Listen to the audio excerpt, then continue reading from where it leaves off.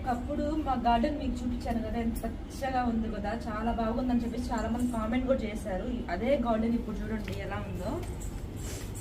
మన దాకా బెండకాయలు కూడా మంచిగా వచ్చినాయి. ఇప్పుడు చూడండి ఎలా అయిపోయిందో. చూడండి బెండకాయ రబ్బిహే దోదో వీళ్ళు చెట్లు రబ్బిహే దోదో వీళ్ళు చెట్లు నరగడం వల్ల నా చెట్లు సర్వనాశనం అయిపోయినాయి. ఇప్పుడు చూడండి చిక్కుడుకాయలు చూడండి ఎలా వచ్చినాయో, పూత మొత్తము చిక్కుడుకాయలు చూడండి మొత్తం చెట్లు నరికేసాయి, చచ్చిపోయేసాయి.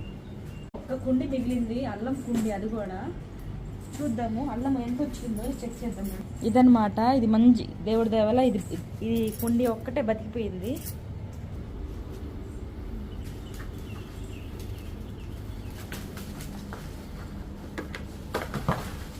రెండు ముక్కలు అయితే వచ్చినాయి అల్లం. ఈడ్చి కూడా 1/2 కేజీ కూడా లేదు. ఎర్రలు కూడా ఉన్నాయి దీంట్లో.